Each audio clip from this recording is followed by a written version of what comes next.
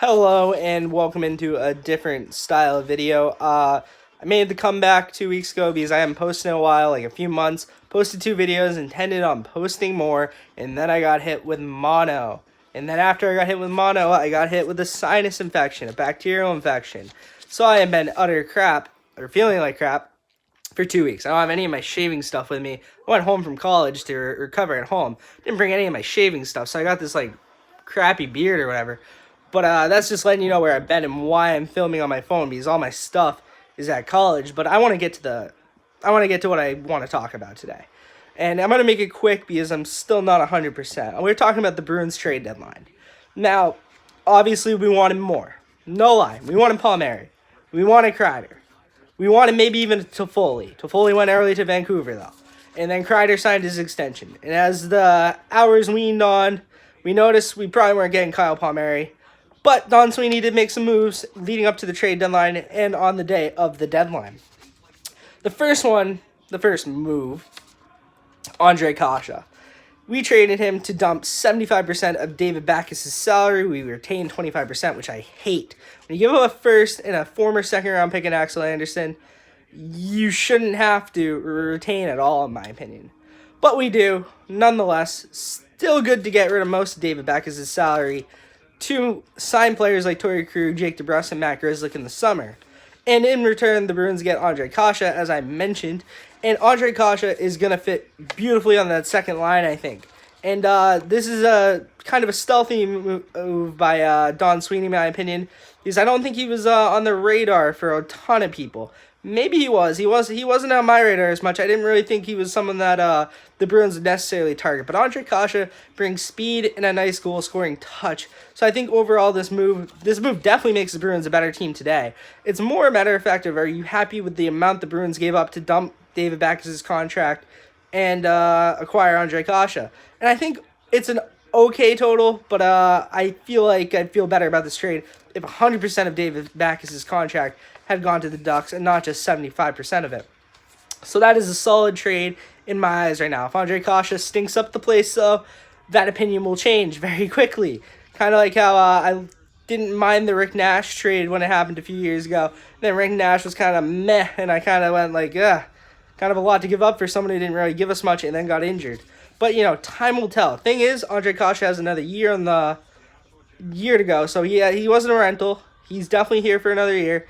And I like that a little more because he has more time to prove himself. Sorry if my camera is kind of like shaking. I'm not used to holding a phone like this.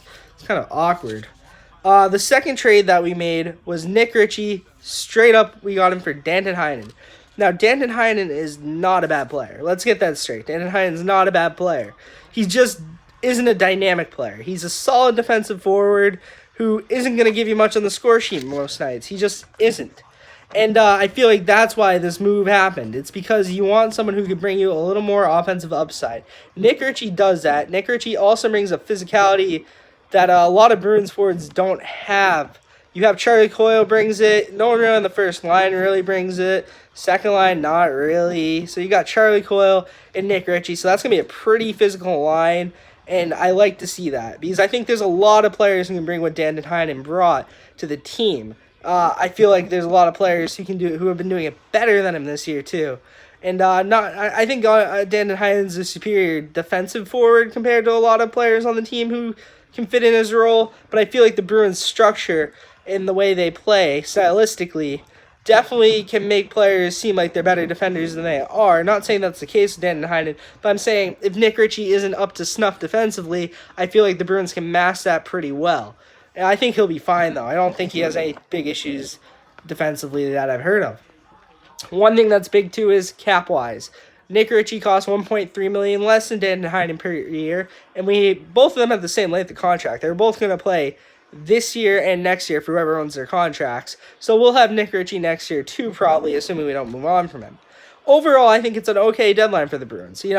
Obviously, last year we got Marcus Johansson. We were kind of having tempered expectations, mild expectations, not big ones. And then Marcus Johansson blew us away with what we expected. He played a lot better than what we expected. Hoping Nick Ritchie does that. Hoping Ondrej Kase does that. And I think it's good to get in some fresh blood at the deadline. So I like this deadline. Don't love it. Would have loved a Paul Mary, but I think the price is just a little too high for those guys, for us at the moment. Especially seeing what some other players went for. Like, for instance, I'm going to take a look at quickly at what some other teams did. I want to go over it. You got the Caps. They added Kovalchuk and Brandon Dillon. So the Caps got better right there because Brandon Dillon's an experienced player in the playoffs. Brings a nice physicality, level 2. He's a good player. Kovalchuk adds some depth scoring for your team with a lot of depth scoring already in the Capitals. Kovalchuk actually had the option to come to Boston or go to Washington. He chose Washington. Not surprising considering his relationship with Ovechkin. Not surprising at all, to be honest. And then you look at the Lightning. They had Blake Coleman, Barclay Goodrow, and they signed Zach Bogosian. Zach Bogosian, a.k.a. the traffic cone that you can just go around. Don't really think that makes him that much better, to be honest there. Coleman and Goodrow adds good depth to the team. I'm not really sure they needed to make those trades, though. I think they're made for cap reasons because both Coleman and Goodrow are pretty affordable players. But I think it makes Tampa Bay slightly better. I don't think it really changes that. I don't think it moves the needle too much. Could be proven wrong. Both players could outdo the expectations I'd have for them. But overall, Lightning get a little bit better there. Capitals get a decent bit better there. And the other very good team in the East, I think the top four is clearly the Bruins, the Capitals, the Lightning, and then the Penguins. The Penguins just, Crosby and Malkin, they'll never go away. They'll be here forever. They're going to do like Tom Brady does and just last forever. And they had a ton of forward depth. They had Jason Zucker. They re-get Connor Sheary, who used to play for the Penguins. They get Evan Rodriguez, and they snag Patrick Marleau out of San Jose out of nowhere. And I feel like the Penguins really bulked up and really put their stake in the ground as they're a playoff team, and they're legit. And we all know the Penguins are legit, but this just, reaffirms it, makes them a little bit stronger offensively, makes it a little bit easier for Crosby and Malkin. I think the Penguins got a decent bit better today. I still think the Bruins are the best team in the East, though. I'm confidently saying that. We play consistent, we play hard, and we score goals, and we don't let many people score a lot of goals against us. Don't look at the game against Vancouver the other night. That was a lot of goals against us. But overall, an okay trade deadline for the Bruins that could be proven to be bad or great. You never know. These things work weird. But overall, don't hate it. I'm glad I could get my voice. You can probably hear it kind of going here because I haven't talked much in the last 2.5 weeks. So it's kind of going. 7.5 minutes is longer than I probably should have made this video too, given the circumstances and how I'm filming it. But if you got to this point, thank you for watching. Hit the like button if you liked the video. Hit the subscribe button if you want to follow my content in the future. And if you're a first-time viewer, go back and watch some of my other videos, like my prospect videos or older videos. Those are more how these videos go and how they're going to go in the future. I should be back to my dorm room where all my stuff is by this weekend, probably like Sunday or Monday, actually. So videos will return to normal then. I don't plan on making any videos in between them.